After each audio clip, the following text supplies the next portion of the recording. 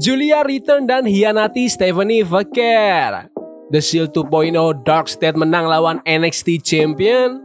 Fraxium kalahkan debutan Swipe Right. Dan masih banyak lagi.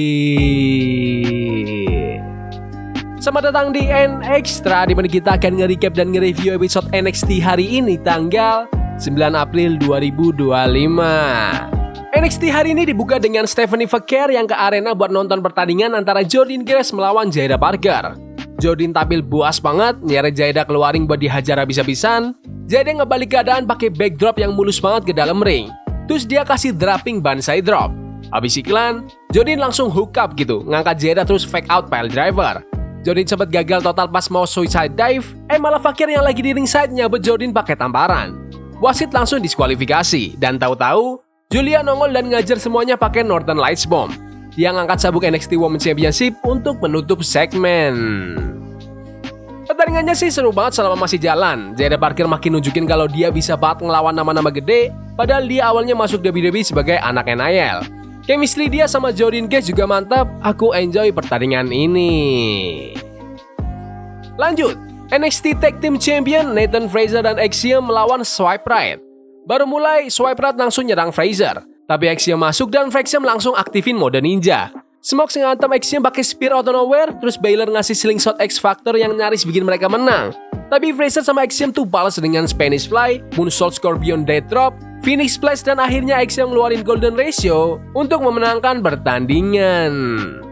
Pertandingannya cepet tapi super fun, karena singkat, pacingnya jadi bener-bener ngebut dan enak ditonton. Swipe Right tampil oke, walau ya lawannya Fraxium sih, jadi wajar aja kalau mereka agak ketutupan. Tapi tetap penampilan yang lumayan buat mereka.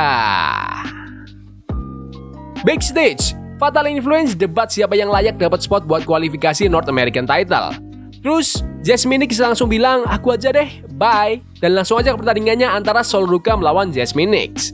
Sol tampil kayak superhero, loncat sana sini, backflip ngelewatin Jasmine, terus X Factor plus double knees. Jasmine sempat balas dengan springboard knee dan mutalop, tapi Sol ngebalikin keadaan pakai backpack stunner. Fatal Influence coba curang, tapi Sol berhasil hantamin springboard kick dan Soul Snatcher untuk memenangkan pertandingan. Udah ketebak sih hasilnya, tapi Jasmine Nix tampil lebih keren dari ekspektasiku. Finishnya emang udah jelas banget, bakal aneh kalau Sol Ruka nggak ikut di High Spot Ladder Match. Dia tuh udah kayak Kofi Kingston-nya versi wanita. Tiap pertandingan pasti ada move-move yang unik yang bikin penonton melongo. Di parkiran, Giulia ditanya soal kenapa dia nyerang temennya juga, Stephanie Vaquer. Dia cuma jawab, gak ada temen, aku mau rematch di Stand and Deliver. Lanjut, Hank Danteng melawan The Cooling, Jensen, dan Vance. Awalnya Hank Danteng sempat dominan, tapi Vance nyeret Hank keluar ring, dan Jensen kasih spinning heel kick ke buka tank. Hank masuk, kasih Yakuza kick plus flying X handle, tapi Vance sama Jensen ngebalik keadaan. Burning Hammer plus skinny drop combo ke Hank untuk memenangkan pertandingan. Pertandingannya nggak jelek, tapi nggak spesial juga. Pertandingannya 3 menitan yang ya biasa aja lah. NXT North American Champion yang baru, Ricky Sainz, muncul kering sambil pamer, bangga banget soalnya dia ngalahin rekor Ethan Page buat dapetin gelar tercepat. Tapi tetap aja, kelihatan banget dia masih nyimpen unek-unek ke Ethan. Tiba-tiba, Heritage Cup Champion Lexis King keluar dengan gaya sokulnya. Eddie Top juga datang ikut nimbrung. Matanya udah ngincer sabuk milik Sainz. Gak lama, Wesley masuk bareng gengnya. Mulai nostalgia masa kejayaan dia sama gelar itu. Ricky Sainz berusaha kayak jadi penengah gitu. Tahu-tahu Ethan Page nyelinap dari belakang kasih Twisted Green. Sabuk North American langsung jadi rebutan, literally ditarik-tarik. Lexis, Ethan, Thorpe sama Wesley benar-benar brawl gila-gilaan. Dan Wesley nutup segmen ini dengan flip dive yang ngejatuhin semua. Aku sih cuma mau nanya, kita bisa nggak sih dapat 1 lawan 1 yang keren buat acara premium, bukan yang rame-rame mulu? Jangan sampai jadi Fatal 4 atau 5-way lah. Tapi jujur aja, segmen ini tetap seru. Cuma tolong, kasih aku Ricky Sainz lawan Ethan Page aja pasti lebih berarti. Di backstage, GM Eva lagi ngobrol santai bareng Stevie dan Stone. Tiba-tiba Stephanie Vaquer ngedobrak masuk. Eva nanya, kamu mau lawan siapa di Stand and Deliver? Dan Vaquer jawab, semuanya. Buset. Lanjut, Wesley lawan Yoshiki Inamura. Yoshiki datang bawa gaya sumonya, ngasih palm strike keras-keras, sementara Wes main licik pakai trik kotor segala. Yoshiki nangkep Wes pas lagi loncat terus kena helikopter body slam. Tapi kekacauan mulai pas Briggs dan Igwe rusuh di ringside. Tali ring ikut goyang dan Wes manfaatin momen itu buat kasih cardiac kick untuk memenangkan pertandingan.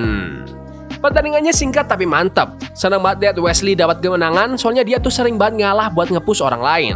Dan Yoshiki Inamura, aku pengen lihat dia lebih sering, gaya gulat sumo dia itu beda sendiri. Bukan strong style Jepang yang biasanya. Jadi refreshing banget. Lanjut ke Easy Day melawan Ren Sinclair buat dapat spot di Stand and Deliver. Ren itu lincah dan gigih, sempat ngunci Octopus Hold. Tapi Easy, dia lakuin Yakuza Kick, Body Slam dan akhirnya Sky High untuk memenangkan pertandingan. Ending pertandingannya agak aneh sih, kayak terburu-buru. Tapi overall, solid buat pertandingan 4 menitan. Ruangannya Eva lagi rame banget. Semua peserta yang gagal terkualifikasi pada ngemis-ngemis minta kesempatan kedua. Eva tolak mentah-mentah, tapi dia kayak ngasih tis bakal ada sesuatu yang gede. Main event time.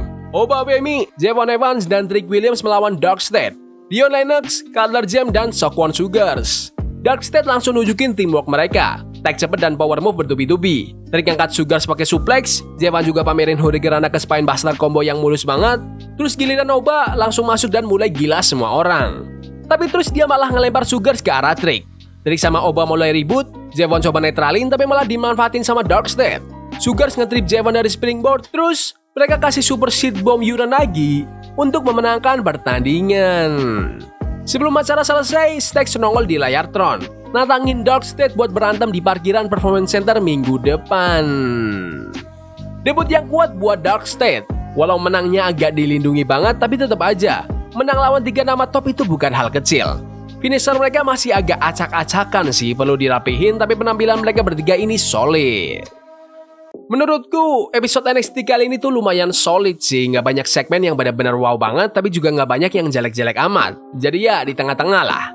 Kembalinya Julia jelas dari momen yang gede banget, terus Darkstate juga tampil cukup oke di main event. Kelihatan menjanjikan. Tapi ya, ada juga beberapa pertandingan yang sebenarnya udah oke, cuma jadi kurang karena ada momen-momen miss atau botch yang lumayan kelihatan. Dan banyak pertandingannya juga kerasa terlalu cepat atau singkat, kayak semuanya dipaksa masuk dalam waktu yang terbatas. Kerasa banget mereka lagi nge-push banyak storyline buat menuju Stand and Deliver, tapi jadinya agak padat banget. Menurutku sih mereka bisa banget kasih nafas dikit lagi biar acaranya lebih enak dinikmatin. Tapi secara keseluruhan, ini masih episode yang cukup layak ditonton kok. Gak yang super istimewa tapi juga gak ngecewain. Menurut kalian gimana NXT hari ini? Bagus? Gak bagus? Komen di kolom komentar. Yaudah gitu aja video hari ini, jangan lupa like dan subscribe ke channel ini karena aku pengen 15.000 subscriber sebelum WrestleMania, tolong bantu. Yes boy, see you. Love is a game we playing Cognito, forbidden fire on Nico, burning for love we can hold. I wish we